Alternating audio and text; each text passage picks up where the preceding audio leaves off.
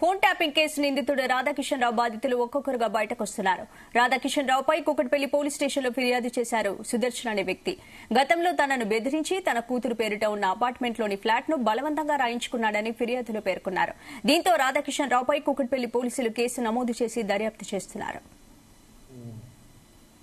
గతంలో apartment development దాంట్లో పార్ట్నర్షిప్లో చేస్తే ఆ ఫ్లాట్ని ఈ మాజీ డీసీపీ రాధాకిషన్ రావు వేరే వాళ్ళతో చేపించేశాడు.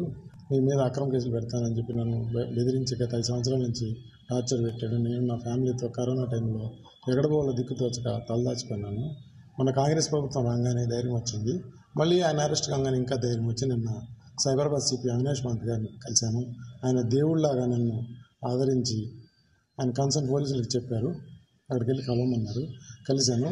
వారు ఇటు విషయంలో కేసు నమోదు చేసి నాకు సహాయపడుతున్నారు. పోలీసు వారికి, ఇప్పుడున్న పోలీసు వారికి, మీడియా మిత్రులకి నా ధన్యవాదాలు. నాకు న్యాయం చేసేటట్టుగా చూడవలసిందిగా కోరుతున్నాను.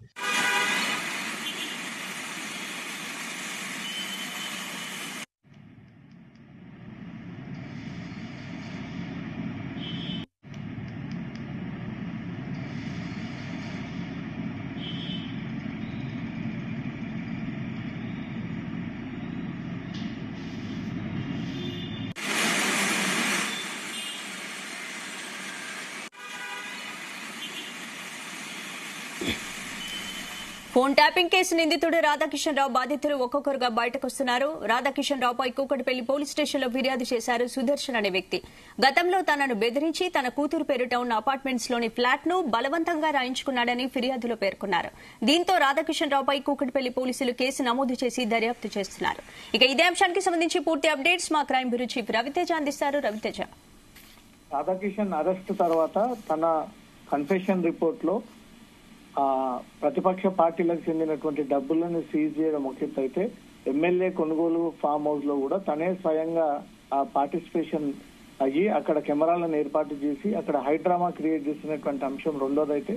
మూడోది కుకట్పల్లి పోలీస్ స్టేషన్ లో గతంలో 2017లో జరిగినటువంటి ఇష్యూకి సంబంధించి బాధితుడు ఇప్పటి వరకు కూడా భయపడి ముందు రాకపోవడము. ఇప్పుడు కాంగ్రెస్ ప్రభుత్వం వచ్చి రాధాకిషన్ రావుపై కేసు నమోదైన తర్వాత ధైర్యం వచ్చి ముందుకొచ్చి ఫిర్యాదు చేస్తా ఉన్నాను. ఇప్పటికైనా రాష్ట్ర ప్రభుత్వం రాధాకిషన్ రావు లాంటి వ్యక్తులు అక్రమాలకు పాల్పడ్డటువంటి చిట్టా అంతా కూడా బయటికి తీయాలంటూ కూడా సుదర్శన్ కుమార్ అనే ఒక వ్యక్తి ఇచ్చినటువంటి ఫిర్యాదు పైన కుకట్పల్లి పోలీస్ స్టేషన్ లో పోలీసులు కేసు నమోదు చేయడం జరిగింది.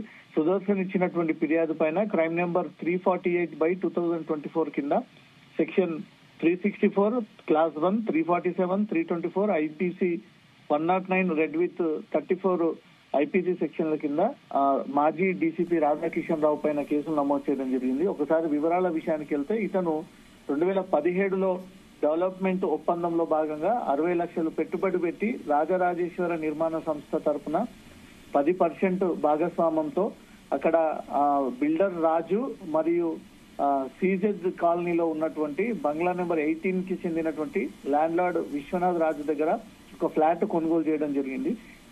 సీజెస్ కాలనీలో ఫ్లాట్ కేటాయించబడిన తను ఇమీడియట్ గా ఆ ఫ్లాట్ ని కొనుగోలు చేసి తన కుమార్తె పేరు పైన రిజిస్ట్రేషన్ చేసి తన కుటుంబంతో సహా 2019లో ఆ ఫ్లాట్ లోకి షిఫ్ట్ అయ్యానన్న ఒక విషయాన్ని కూడా పోలీసులకు తెలియజేయడం జరిగింది. 2 నెలల తర్వాత బిల్డర్ రాజు అనే వ్యక్తి తనకు ఫోన్ చేసి సుమారు 5 లక్షల రూపాయలు డబ్బులు అదనంగా చెల్లించాలంటూ కూడా నాకు బెదిరించారు.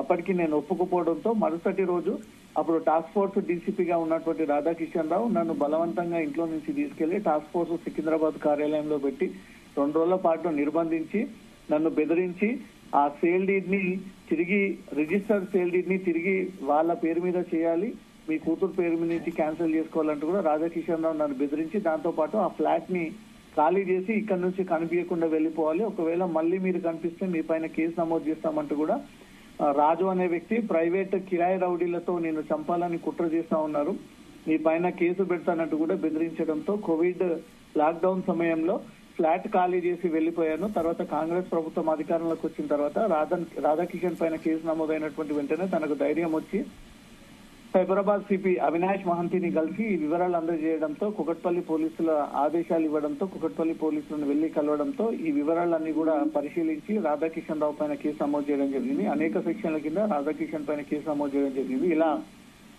రాష్ట్ర వ్యాప్తంగా రాధాకిషన్ రావు బాధితులు చాలా మంది ఒక్కరొక్కరుగా ఇంతకుముందు బీఆర్ఎస్ పార్టీ అధికారంలో ఉన్నప్పుడు భయపడి బయటికి రాలేనటువంటి పరిస్థితి. ఇప్పుడు కాంగ్రెస్ ప్రభుత్వం రావడము, మళ్ళీ ఫోన్ ట్యాపింగ్ కేసులో ప్రధాన నిందితుడిగా భావిస్తూ అతన్ని కస్టడీ కూడా కోరి రేపు మాపు విచారిస్తున్నటువంటి సందర్భంలో బాధితులందరూ కూడా ఒకరొకరుగా బయటకు వచ్చి తను చేసినటువంటి ఆగడాలు, దౌర్జన్యాలు, బెదిరింపులు, కబ్జాలు, సెటిల్మెంట్లు, కిడ్నాప్లకు సంబంధించినటువంటి అంశాలపై కూడా అన్ని వివరాలతో సహా బాధితులు వివిధ పోలీస్ స్టేషన్ లో ఫిర్యాదులు అందజేస్తా ఉన్నారు. టాస్క్ ఫోర్స్ పేరుతో ఒక డెన్ ని ఏర్పాటు చేసుకొని సెటిల్మెంట్ అడ్డా కిందికి మార్చుకొని సివిల్ క్రిమినల్స్ లాగా బిహేవ్ చేస్తూ ఈ టాస్క్ ఫోర్స్ డీసీపీ అన్ని సెటిల్మెంట్లలో ఇన్వాల్వ్ అయ్యి ఇష్టానుసారంగా డబ్బులు దండుకున్నాడు అంటూ కూడా అతని పైన తీవ్ర అభియోగాలు ఉన్నాయి. దీనిపైన పోలీసుల ఇన్వెస్టిగేషన్ లో రాధాకిషన్ రావు డీసీపీ టాస్క్ ఫోర్స్ గా బాధ్యతలు తీసుకున్నప్పటి నుంచి కూడా అతను ఓఎస్డీగా అక్కడి నుంచి వెళ్లిపోయినంత వరకు కూడా ఎన్ని కోట్లాది రూపాయలుగా అక్రమాలకు పాల్పడ్డాడు, ఎంతమంది బాధితులను బెదిరించాడు,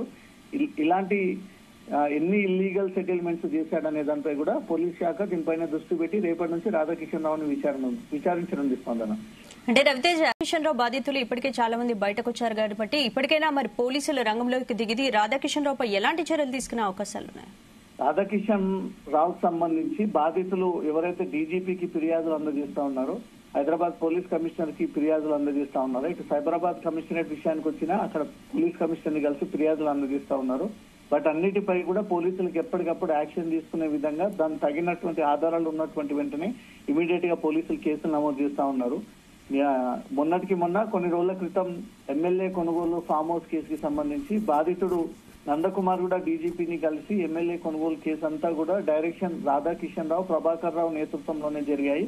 అదంతా డబ్బులు కాజేయడానికి జరిగినటువంటి ఎపిసోడ్. అక్కడ డబ్బులు దొరకపోయేసరికి రాజకీయ పరమైనటువంటి కక్షని ఇతర పార్టీ మీద నెట్టేసేటువంటి ప్రయత్నం చేశారు అన్నట్టుగా కూడా రాధాకిషన్ రావు పేరుని ఆరోపణ ఇస్తూ డీజీపీకి ఫిర్యాదు చేసి ఈ ఫోన్ ట్యాంపరింగ్ మీద అన్ని అంశాలు బయటికి తీయాలంటూ కూడా తను ఫిర్యాదు చేయడం జరిగింది. తర్వాత రఘునందన్ రావు బీజేపీ మాజీ ఎమ్మెల్యే కూడా ఫోన్ ట్యాపింగ్ కి గురైనటువంటి అంశంపై కూడా ఫిర్యాదు చేయడం జరిగింది. కేకే మహేందర్, తర్వాత ఇటు మన్నెం శ్రీనివాస్ రెడ్డి మహబూబ్నగర్ జిల్లాకు చెందినటువంటి వ్యక్తి, తర్వాత చీకోటి ప్రవీణ్ హిందూ ధర్మ నేత, దాంతో పాటు ఇప్పుడు ఈ రోజు సుదర్శన్ అనే వ్యక్తి, మొత్తం ఈ వ్యవహారం అంతా కూడా రాధాకిషన్ రావే సంపన్నులు, బడా నేతలు, వ్యాపారవేత్తలు ఇల్లీగల్ ఉన్నటువంటి ల్యాండ్ డిస్ప్యూట్స్ లో ఇన్వాల్వ్ అవ్వడము, ఎక్కడైనా వివాదం జరుగుతుందంటే తనే స్వయంగా పాల్గొని ఆ వివాదాన్ని సెట్ చేస్తానంటూ కూడా వారి దగ్గర నుంచి డబ్బులు తీసుకొని యువతల వ్యక్తులను బెదిరించి ఆ ల్యాండ్ కాస్త డబ్బులకు అమ్మేస్తా ఉన్నాడంటూ కూడా అతని పైన తీవ్ర అలిగేషన్స్. బాధితులంతా ఒక్కరొకరుగా కదిలి వచ్చి పోలీసులకు అందజేస్తా ఉన్నారు. కాబట్టి రేపు